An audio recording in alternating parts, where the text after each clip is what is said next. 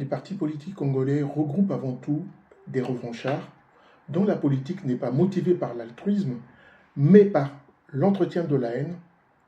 Il y a chez eux une nostalgie morbide du Raïs, de Tchombé, Kassavoubou, voire du colon belge. On regrette aujourd'hui le colon. Quand ils s'adressent aux Congolais, ces hableurs adoptent un ton d'un instituteur de l'école primaire. C'est comme s'ils s'adressaient à des demeurés. Dans tout le milieu, on trouve un quota d'intelligents, des personnes intelligentes, mais aussi des sots. Mais le milieu politique congolais tend au néant. La raison de ce néant réside dans le système politique qui gère la RDC depuis 1960. Ce phénomène de décadence s'appelle la défectuosité des institutions publiques. 3 événements confirment ce déclin politique. Il y a 3 événements. Le premier, c'est l'incapacité de gouverner, de maîtriser les problèmes des Congolais. Quel est ce problème que les Congolais posent ou demandent ou mettent en avant? C'est tout simplement la redistribution de la richesse nationale. Le second point, c'est la domination du pouvoir d'argent sur l'institution publique. Les millions levés à des fins politiques ou sous prétexte politique représentent des sommes considérables. Mais la corruption a appris à mieux les dissimuler. L'argent de la conclusion ne s'investit plus au Congo, mais à l'étranger. Les routes, à peine ouvertes, se fissurent. Les bâtiments des écoles, à peine inaugurés, tombent en ruine. L'eau distribuée est de plus en plus souillée.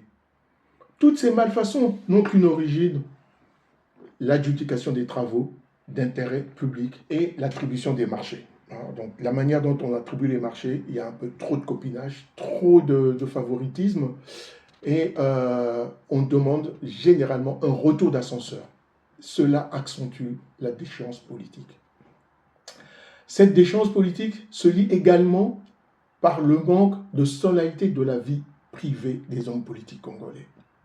Un grand homme politique doit livrer à la presse peu de choses sur sa vie privée, ce qui n'est pas le cas avec nos dirigeants actuels. On découvre pas mal de scandales divers, de sextapes, la multitude des conquêtes féminines ou masculines. Tout ça ne contribue pas à améliorer l'image de l'homme politique congolais. Il y a aussi l'ostentation des richesses. Le peuple se demande comment, en quelques années, ces élus ou responsables politiques ont pu acquérir un tel niveau de vie ou des patrimoines immobiliers qui sont d'une richesse ou d'une valeur qui va au-delà de tout entendement. Ils ont des villas luxueuses, des bijoux et montres de grande valeur, des appartements privés, des costumes et chaussures de grandes marques.